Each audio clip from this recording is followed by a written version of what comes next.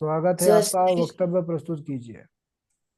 स्वस्ति श्री गणेशाय नमः। श्री सरस्वत्यै नमः। श्री वेदपुरुषाय नमः। श्रीमातृपितृचरणकमलेभ्यो नमः। अस्मद्गुरुभ्यो नमः। अस्मत्परं गुरुभ्यो नमः। अस्मत्सर्वगुरुभ्यो नमः। श्रीराधाकृष्णाभ्यां नमः। श्रीमते रामानुजाय नमः।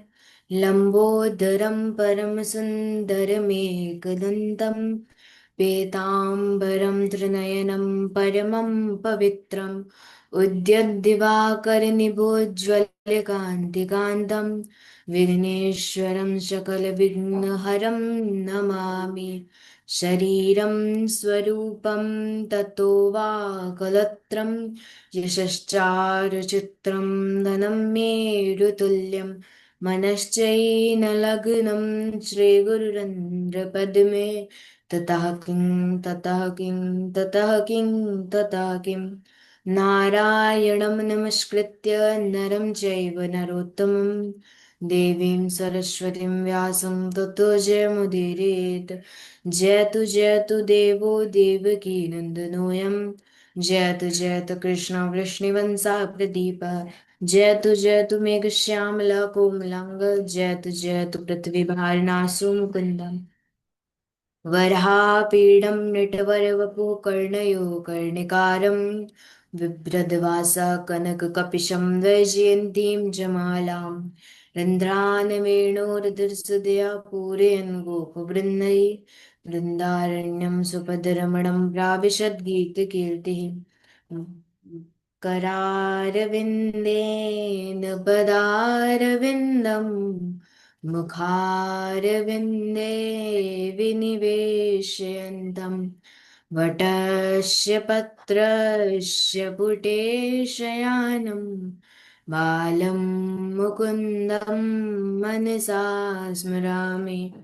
कृष्णत्वदीयपदपङ्कजपञ्जरान्ते अद्यैव मे विशतु मानसराजहंसा प्राणप्रयाणसमये कफवातपित्तैः कण्ठावरोधन विधौ स्मरणं कुतस्ते वंशी विभूषितकरान्नवनीरदाभात् पीताम्बरादरुणबिम्बफलाधरोष्ठात् पूर्णेन्दुसुन्दरमुखादरविन्द्रनेत्रात् कृष्णात् परं किमपि तत्त्वमहं न जाने। गुरुर्ब्रह्मा गुरुर्विष्णु गुरुर्देवो महेश्वरा गुरु साक्षात् परब्रह्म तस्मै श्री गुरुवे नमः। रामाय रामभद्राय रामचन्द्राय वेधसे रघुनाथाय नाथाय सीताय पतये नमः। अञ्जनानन्दनं वीरं जानकी शोकनाशनं कपीशमुच्चन्तारं वन्दे लङ्काभयङ्करम्। भक्ति भक्त भगवंत गुरु चतुर नाम अपोएक इनके पद वंदन किए नाशत विघ्न अनेक। जय जय श्री राधा रमण जय जय नमन किशोर जय गोपी चित चोर प्रभु जय जय माखन चोर। श्री राधे मेरी स्वामिनी और मैं राधे जुगुदास जन्म जन्म में दीजियो श्री वृंदावन को वास। बोले वृंदावन बिहारी लाल की जय। श्री राधे रानी सरकार की जय। श्रीमद् भागवत महापुराण की जय। श्री सुखदेव भगवान की जय। अनंत कोटि ब्रह्मांड नायक अचिंत्य कल्याण गुणगण निधान सर्वेश्वर सर्वाधिपति अकारण करुणा वर्णालय अकारण करुणा कारक सकल जन्य कल्य शापालक परात्पर पर ब्रह्म अनंत कोटि कंदर दर दलन निर्गुण निराकार सगुण साकार जगदैक बंधु करुणैक सिंधु सच्चिदानंद घनघन परमात्मा श्री कृष्ण एवं श्री राधा रानी की युगल चरणार बिंदु में दासी का बारंबार प्रणाम। समुपस्थित भगवत भक्त भागवत कथा अनुरागी सज्जनों भक्ति में मात्र शक्ति एवं भगनी बांधवों सिया राम मैं सब जग जानी करहूँ प्रणाम जोर जुग पानी। आइए अब हम सभी कथा में प्रवेश करें। श्री श्री सुखदेव जी कहते हैं, परीक्षित, महर्षि कश्यप की पत्नी दिति से हिरण्यकशिपु और हिरण्याक्ष के अतिरिक्त 49 और पुत्र हुए जो देवता हो गए। राजा परीक्षित पूछते हैं, गुरुदेव, इन पुत्रों ने ऐसा कौन सा कर्म किया था जिससे ये आसुरी योनि को छोड़कर देवता बन गए? फिर श्री सुखदेव जी परीक्षित जी से बताते हैं कि भगवान विष्णु ने जब देवताओं का पक्ष लेकर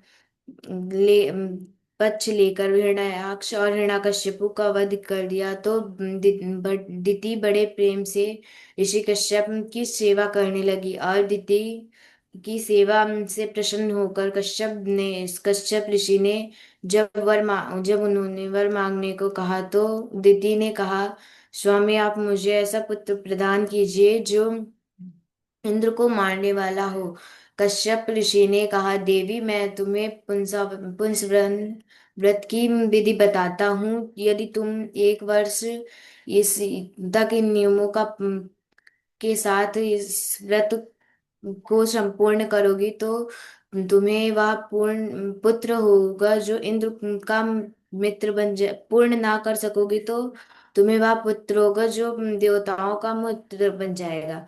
मैया दिति ऋषि के बताए अनुसार व्रत करने लगी, और 1 वर्ष पूर्ण होने में कुछ ही दिन बचे हुए थे कि सायंकाल दिति झूठे मुंह बिना आचमन किए सो गया, और अवसर पाकर इंद्र गर्भ में प्रविष्ट हो गया, और उसने अपने वज्र के प्रहार से गर्भ में पल रहे शिशु के 7 टुकड़े कर दिए।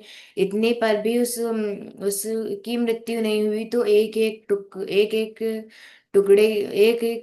के 7 टुकड़े कर दिए, और इतने पर भी उसकी मृत्यु नहीं हुई तो वे रोने लगे। और इंद्र ने कहा, मारुत, इसी से उनका नाम मारुत हुआ। जब प्रसव का समय हुआ तो दिति ने कहा, एक पुत्र होना चाहिए था, 49 पुत्र कैसे हो गए? इंद्र ने सारी बात बताई और दिति से क्षमा मांगी, और 49 पुत्रों के साथ ले कुछ पुत्रों को साथ लेकर स्वर्ग चला गया। यही 49 पुत्र मारुत गण हुए। बोलिए श्री कृष्णचंद्र भगवान की जय। आइए अब हम सभी सप्तम स्कंद में प्रवेश करें। सप्तम स्कंद को ऊती कहते हैं। इसमें 3 प्रकार के स्वभावों का वर्णन किया गया है, देव स्वभाव, मनुष्य स्वभाव और आसुरी स्वभाव। प्रारंभ के 5 अध्यायों में दैत्य असुर स्वभाव का वर्णन किया गया है, और मध्य के 5 अध्यायों में देव स्वभाव का वर्णन, और अंतिम 5 अध्यायों में मनुष्य स्वभाव का वर्णन किया गया है। परीक्षित श्री सुखदेव जी से प्रश्न करते हैं, समप्रिया सुहृद ब्रह्मन् भूतानां भगवान स्वयं इंद्रस्यार्थे कथम दैत्यान् विधि विषमो यथा। कि हे भगवान, भगवान तो समदर्शी हैं, फिर भी वे देवताओं का पक्ष लेकर असुरों का वध बार बार क्यों करते हैं? श्री सुखदेव जी कहते हैं, परीक्षित, तुम्हारा कथन सत्य है। भगवान स्वभावतः गुण से रहित हैं, परंतु भगवान को सत्व गुण की वृद्धि करनी होती है तो तब वे देवताओं का पक्ष लेते हैं। रजोगुण की वृद्धि करने के लिए मनुष्य का पक्ष लेते हैं, और तमोगुण की वृद्धि के लिए असुरों का पक्ष लेते हैं। परंतु भगवान का भक्त चाहे तो मनुष्य योनि में हो या दैत्य योनि में क्यों ना हो, उसके लिए भगवान सदा पक्षपाती रहते हैं, उसका सदा पक्ष लेते हैं। यही बात एक बार राजस्व यज्ञ में जब शिशुपाल के शरीर में निकली हुई दिव्य ज्योति भगवान श्री कृष्ण के चरणों में समा गई तो आपके दादा धर्मराज युधिष्ठिर ने देवर्षि नारद से पूछा कि देवर्षि शिशुपाल तो भगवान से द्वेष करता था, परंतु इसे इस प्रकार की दिव्य गति कैसे प्राप्त हुई? यह गति तो बड़े बड़े योगियों को भी प्राप्त नहीं होती। देवर्षि नारद कहते हैं, धर्मराज युधिष्ठिर, वैर भाव से या वैरहीन भाव से, भय से या सर्प आदि के डसने से अथवा काम से, किसी भी भाव से अपना मन भगवान में लगा देना चाहिए। भगवान इन भावों में कोई भेदभाव नहीं कर देखते। गोप्या कामाद भयात कंसो द्वेषाच्चेद याद यो नृपः संबंधात् कृष्णया स्नेहाद यूयम भक्त्या वयम विभो। गोपियों ने प्रेम से, कंस ने भय से, शिशुपाल ने दंतवक्र शिशुपाल दंतवक्र आदि राजाओं ने द्वेष से, यदुवंशियों ने संबंध से, आप लोगों ने स्नेह से, हम लोगों ने भक्ति से अपना मन भगवान में लगा रखा है। और धर्मराज युधिष्ठिर, जब इन दोनों शिशुपाल और दंतवक्र भगवान के पार्षद जय और विजय थे, जिन्हें सनकादि ऋषियों द्वारा 3 जन्मों तक आसुरी होने का श्राप मिला, तो जब यह पहले जन्म में हिरण्याक्ष और हिरण्याकश्यपु थे, तो उस समय भगवान ने 12 अवतार धारण किया। हिरण्याक्ष का वध किया तो हिरण्याकश्यपु अत्यंत क्रोधित हो गया। उसने दैत्यों को आज्ञा दी कि जितने भी विष्णु के पक्षपाती देवता हैं, जितने ऋषिगण मनुष्य हैं, उन सबको मार डालो, और जहाँ भी यज्ञ आदि हो रहा हो, वेद का अध्ययन चल रहा हो, या उस नगर को, उस गांव को जला दो। और इस प्रकार आज्ञा देकर हिरण्यकश्यपु शक्ति प्राप्त करने के लिए मंदराचल पर्वत पर तपस्या करने चला जाता है, और आंख बंद कर के जैसे ही ध्यान लगाता है, तो देवर्षि नारद जी तोते का रूप धारण करके आते हैं और नारायण नारायण का गान करने लगते हैं। इस नारायण मंत्र की ध्वनि से हिरण्यकश्यपु का ध्यान खंडित हो रहा था, और वह स्थान बदलकर दूसरे स्थान पर आता है। वहां भी जैसे ही ध्यान लगाता है, वह तोता पुनः नारायण नारायण का गान करने लगता है। तब हिरण्यकश्यपु सोचता है कि आज का तो मुहूर्त ही खराब है, कल से तपस्या करूंगा। ऐसा सोचकर अपने नरक नगर वापस लौट आता है।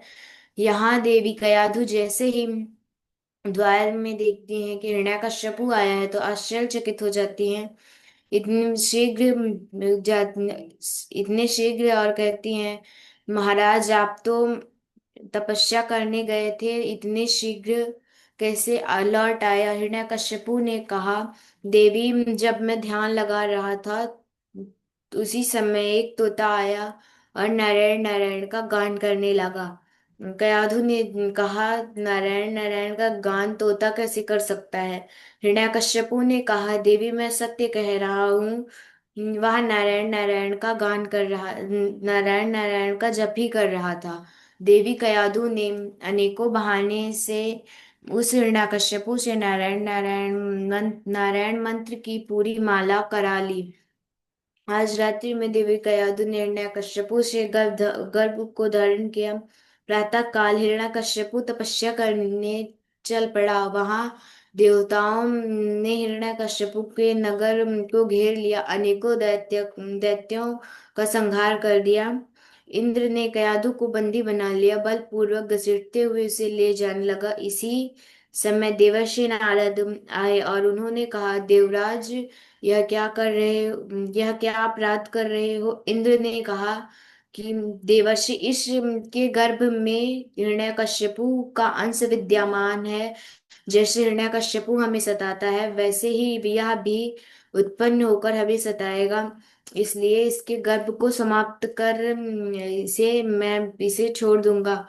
देवर्षि नारद ने कहा, इंद्र, इसके गर्भ में भगवान का प्रिय भक्त विद्यमान है, जिसके निर्मल यश का गान गान बड़े बड़े देवता और ऋषि गण करेंगे। इन देवराज इंद्र ने जब यह सुना, तो कयाधु को की परिक्रमा करके किया और चला गया। देवर्षि नारद ने कयाधु को अपने आश्रम ले आए और भगवान भगवान नाम की महिमा सुनाने लगे और कीर्तन करने लगे। यहाँ दैत्यराज हिरण्यकश्यपु मंदराचल पर्वत की कंदरा में भुजाओं को ऊपर उठाकर आकाश की ओर देखता हुआ पैरों के अंगूठे के बल पर खड़ा होकर तप करने लगा। इतने वर्षों तक तप किया कि उसके शरीर में दीमक लग गई, घास और बांस उत्पन्न हो गए। उसके तप की ज्वाला से त्रिलोकी जलने लगी, देवता भयभीत हो गए, ब्रह्मा जी के शरण में गए और उस समय ब्रह्मा जी की शरण में गए। उस समय ब्रह्मा जी ने हिरण्यकश्यपु को वरदान देने आया और कहा, हिरण्यकश्यपु उठो, तुम्हारी तपस्या पूर्ण हो गई और मैं तुम्हें वर देने आया हूँ। अभिमंत्रित जल लेकर हिरण्यकश्यपु के शरीर में छिड़का, जिससे उसका शरीर वज्र के समान दिव्य हो गया और सोने के समान अंग कांति चमकने लगी। हिरण्यकश्यपु ने ब्रह्मा जी के चरणों में प्रणाम किया और वरदान मांगा। हिरण्यकश्यपु ने ब्रह्मा जी के चरणों में वरदान मांगा कि मैं अमर हो जाऊं। ब्रह्मा जी ने कहा, वो तो मैं भी नहीं हूँ, तुम्हें कैसे अमर होने का वरदान दे दूं। तो उन्होंने तो फिर ऐसे ही एक भक्त थे जो उन्होंने तपस्या की और ब्रह्मा जी प्रकट हो गए और तीन वरदान मांगने को कहा। उस उन्होंने बोला कि पहला वरदान मेरा घर बन जाए, दूसरा वरदान मेरे पास धन आ जाए और तीसरा वरदान जब मैं चाहूं तब मैं तीन वरदान और मांग लूं। और जब उसको जरूरत पड़ती, चाहे वह छोटी सी छोटी काम के लिए ब्रह्मा जी को बुलाने लगा, दो वरदान मांगता और तीसरे वरदान में कह देता कि जब मैं चाहूं तब मैं तीन वरदान और मांग लूं। फिर उससे परेशान होकर ब्रह्मा जी नारायण भगवान विष्णु के पास गए और कहा कि मैं इससे परेशान हो गया हूँ। तो फिर भगवान विष्णु ने कहा कि आप जाइए, इस अब यह आपसे वरदान नहीं मांगेगा। और उसको उस भक्त को एक दिन उसको जुकाम हो गया और उसने ब्रह्मा जी को तुरंत बुलाया और ब्रह्मा जी गए। फिर कि उन्होंने कहा मैं अंधा हो जाऊं, और क्योंकि उनका पड़ोसी अंधा हो गया था तो इसलिए उन्होंने उन्होंने भी वरदान मांगा कि मैं अंधा हो जाऊं। तो फिर ब्रह्मा जी ने वरदान दे दिया और उन्होंने वह दौड़ते दौड़ते गए और एक कुएं में कूद गए, जिससे वो उनकी मृत्यु हो गई। हमें इससे एक सीख लेनी चाहिए कि भगवान से हमें उतना ही मांगना चाहिए जितनी हमें आवश्यकता हो। फिर हिरण्यकश्यपु ने वरदान मांगा कि आपके द्वारा रचे हुए किसी भी प्राणी से मैं मेरी मृत्यु ना हो।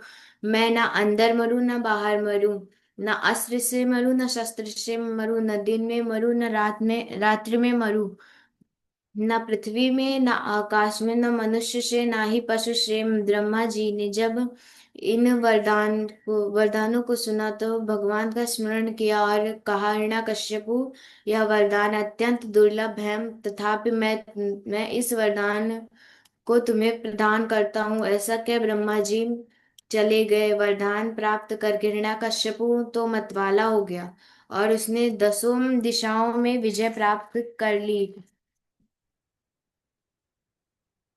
असुर मनुष्य सबको अपने वश में कर लिया, स्वर्ग में बैठ कर राज करने लगा और इंद्र को तो अपना सेवक बना लिया, वरुण से जल मंगवाता, अग्नि देवता से भोजन पकवाता, ब्रह्मा से जी से वेद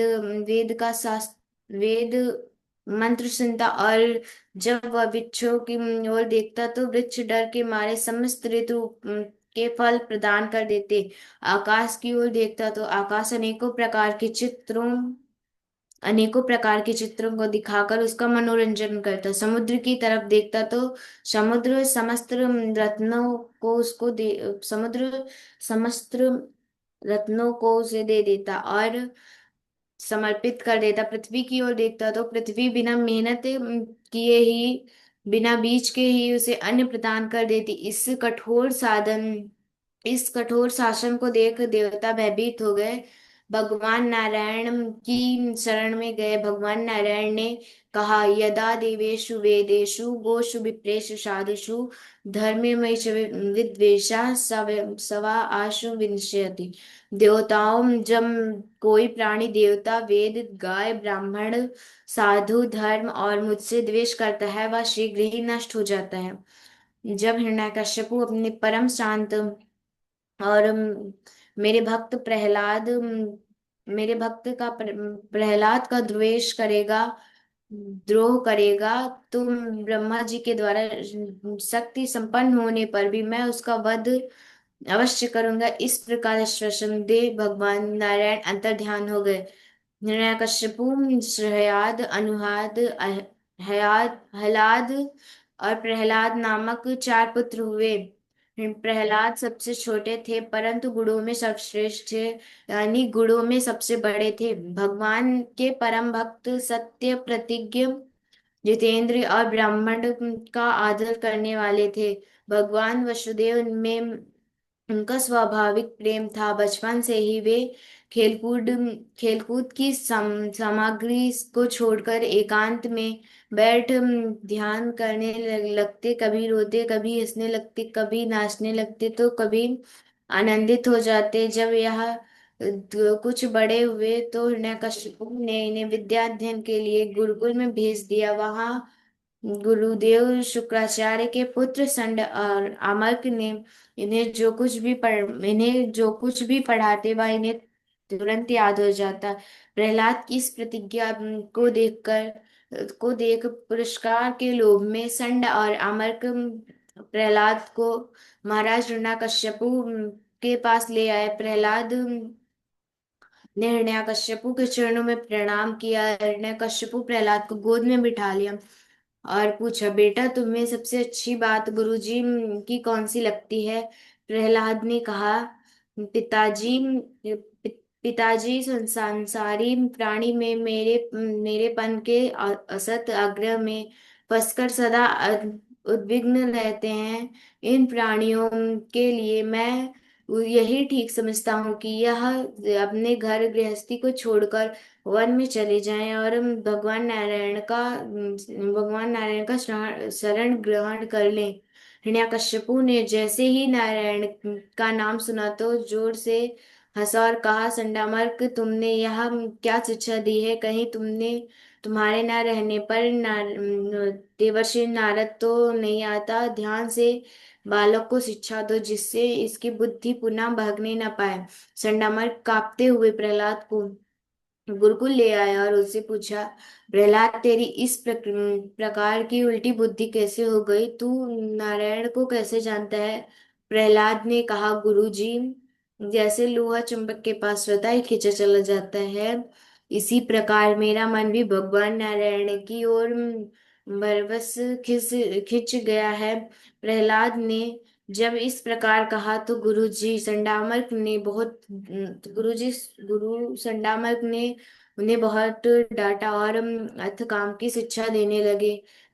एक दिन प्रहलाद का जन्मदिन था। माता कयाधु ने प्रहलाद जी को स्नान कराया, अच्छे अच्छे वस्त्र पहनाया, उत्तम भोजन कराया।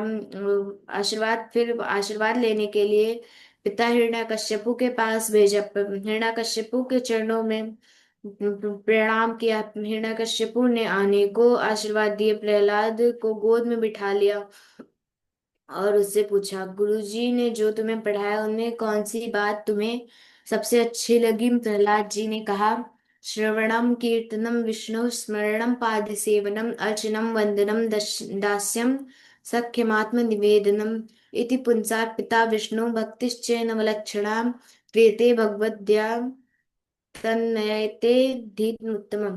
पिताजी, सदा भगवान की कथा का श्रवण करना, उनके नामों का कीर्तन करना, पूजा करना, स्मरण करना, चरण सेवा करना, वंदन करना, उनके प्रति दास्ता और सत्यव्रत तथा अपना अपना सर्वस्व भगवान नारायण के चरणों में समर्पित कर देना है। इस प्रकार देना ही भगवान की इस प्रकार की नवधा भक्ति को ही सर्वश्रेष्ठ अध्ययन करता हूँ।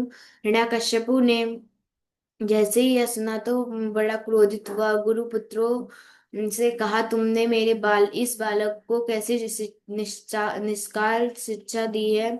मैं तुम्हें अभी दंड देता हूँ। गुरुपुत्रों ने कहा, मैं गुरुपुत्र थर थर कांपते हुए कहने लगे, न मत प्रणीतम न प्रणीतम सुतो बध्यते वध्यसे त्वेन्द्रशत्रुर्नैसर्गिकीय मन्त्रिश्च राजन् न्यश्च म- मन्युकदादा स्मरं मानः।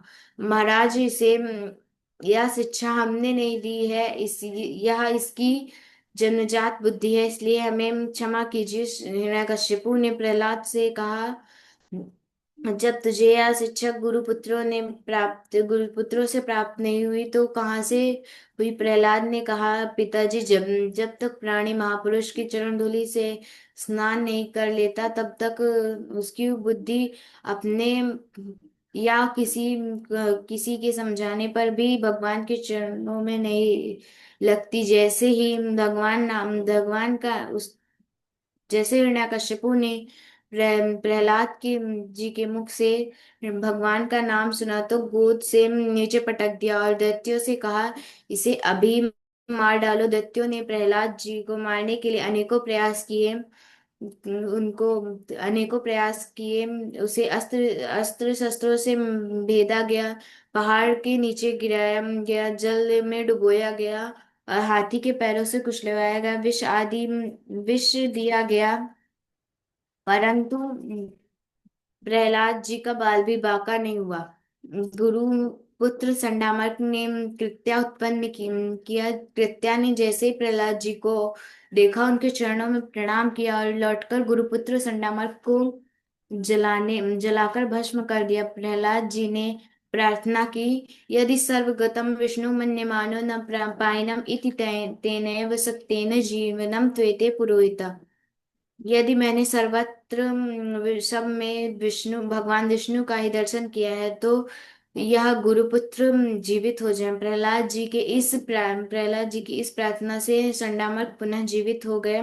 यहाँ हिरण्यकश्यपु की बहन होलिका आई और उसने चिंतित हिरण्यकश्यपु को देखा तो कहा, भैया, आप छोटे से बालक के लिए चिंतित हैं। मुझे ब्रह्मा जी से एक दिव्य वस्त्र ब्रह्मा जी ने एक दिव्य वस्त्र दिया है जिसके कारण मैं जल नहीं सकती, इसलिए आप विशाल चिता बनवाइए जिसमें मैं प्रहलाद को लेकर बैठ जाऊंगी और प्रहलाद भस्म हो जाएगा, मेरा कुछ भी नहीं बिगड़ेगा। हिरण्यकश्यपु ने विशाल चिता बनवाई और प्रहलाद जी को लेकर होलिका में उसमें बैठ गई और चारों ओर से उसने आग लगवा दी गई। उसी समय भगवान की कृपा से ऐसी वायु चली कि का वस्त्र उड़कर होलिका होलिका का वस्त्र उड़कर प्रहलाद जी के ऊपर आ गया और होलिका जलने लगी। हाड़ जले जिस लाकड़ी, केश जले जिस घास, सोने जैसी बुआ बिजल गई, कोई ना आयो पास। जो अपराध भगत कर करहीं, राम शेष पावक सो जरहीं। जो भक्त का अपराध करता है वह भगवान की क्रोध अग्नि में जलकर भस्म हो जाता है। होलिका जलकर भस्म हो गई तो प्रातः काल प्रहलाद जी के मित्र भस्म करने आए। उसी समय भस्म के फेर से प्रहलाद जी प्रकट हो गए। उसी सभी धूलि उड़ाकर होली का पर्व सभी ने धूलि उड़ाकर होली का पर्व मनाया। जब भी तभी से यह पर्व होली के नाम से प्रसिद्ध हो गया। हिरण्यकश्यपु प्रहलाद से बहुत डर गया और उसे गुरुकुल में भेज दिया। एक दिन गुरुजी घर गृहस्थी के कार्य से बाहर गए हुए थे। दैत्य बालकों ने प्रहलाद जी को खेलने के लिए बुलाया। प्रहलाद जी ने सबको बिठा लिया और उपदेश देते हुए कहा, कौमार आचरेत प्राज्ञो धर्मान भगवत निह दुर्लभम मानुषम जन्मम तदन्यम ध्रुव मर्धरम। मित्रों, यह मनुष्य शरीर अत्यंत दुर्लभ है और सदा रहने वाला भी नहीं है। इसलिए कुमार अवस्था से ही भगवान का भजन करना चाहिए। इंद्रियों से प्राप्त होने वाले मनुष्य को तो किसी भी योनि में प्राप्त हो सकते हैं।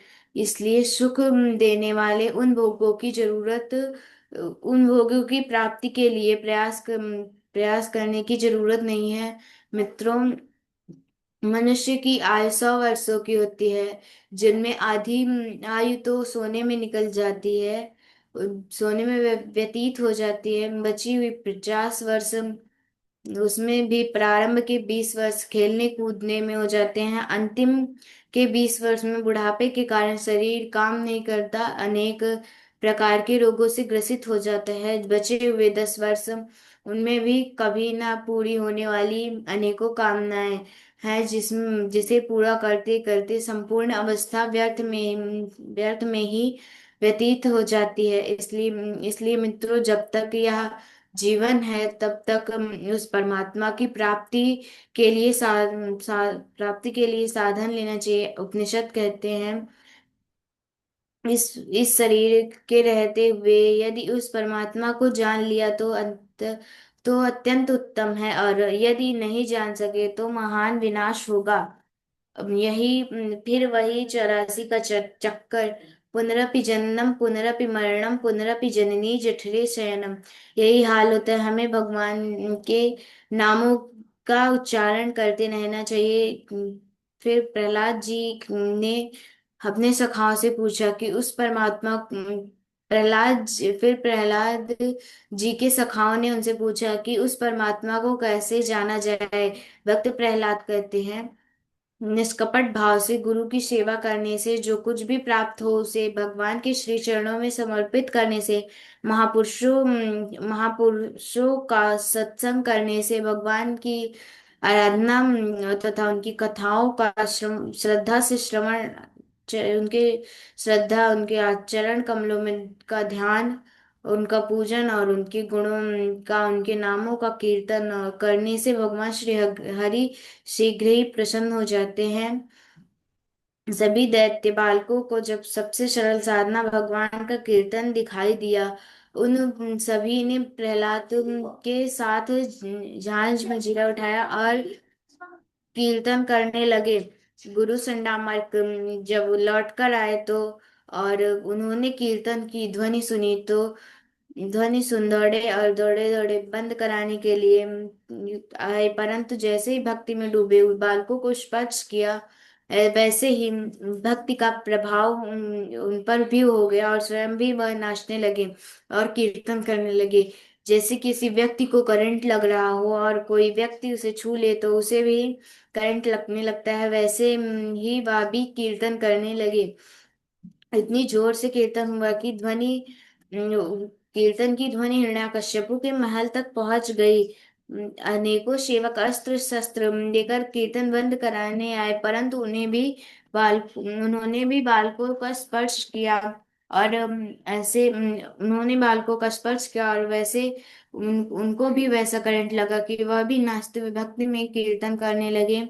बहुत देर हो गई, ना कीर्तन बंद हुआ ना ही सेवक वापस आया। तब हिरण्यकश्यपु क्रोधित हो कर हाथ में गदा लेकर दौड़ा दौड़ा आया और जोर से दहाड़ लगाई, जिसे सुनकर दैत्य बालक भयभीत हो गए और जहाँ के तहाँ खड़े हो गए। हिरण्यकश्यपु ने कहा, प्रहलाद, मेरे क्रोध करने पर भी लोकपालों के सहित तीनों लोग कांप उठते हैं, फिर तू किसके बल पर मेरे विरुद्ध काम कर रहा है। प्रहलाद ने कहा, पिताजी, वे नारायण ना केवल मेरे अपितु आपके भी मेरे बल है, ना कि अपितु आपके भी बल हैं। एक तिनके से लेकर ब्रह्मा जी तक संपूर्ण चराचर जगत उन्हीं के अधीन है। हिरण्यकश्यपु कहा तेरा वह नारायण हिरण्यकश्यप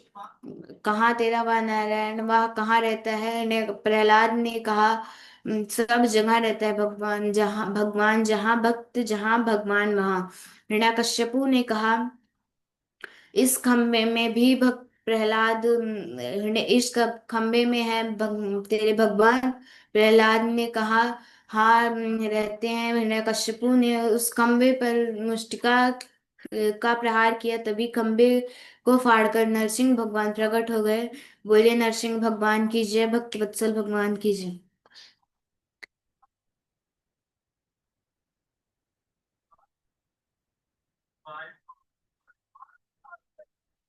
बहुत सुंदर सौम्या जी। बहुत सुंदर कथा आपकी रही। इसी प्रकार तैयारी करते रहिए और कथा कहते रहिए। राधा माधव की कृपा बनी रहे आप पर। बहुत सुंदर। ठीक है सौम्या जी, बहुत बढ़िया। बहुत अच्छा रहा चरित्र प्रयास आपने, बहुत बढ़िया किया है। थोड़ा सा प्रयास करना है कि जो चरित्र प्रसंग बोले उसमें डूब जाएं, जो चरित्र चल रहा है, जैसा प्रसंग, जैसा जहाँ पर रस होना चाहिए वो वाणी से झलकना चाहिए। आपने कथा तो बहुत अच्छी की, लेकिन एक स्वर पर आपका चलता रहा, ना ऊपर वाणी हुई कहीं पर, ना नीचे हुई। तो थोड़ा सा बदलाव होना चाहिए। जहाँ पर थोड़ा सा भक्ति वाला, भजन वाला है, हंसने वाला, तो मुख में हंसी होना चाहिए। कहीं पर क्रोध वाला प्रसंग हो रहा है, क्रोधित हो रहा है कोई, तो क्रोध हल्का झलकना चाहिए। तो ऐसा थोड़ा सा करना है। बाकी अपने आप हो जाएगा, प्रयास करिए उस पर। ठीक है। जी गुरु जी। हाँ, राधे राधे।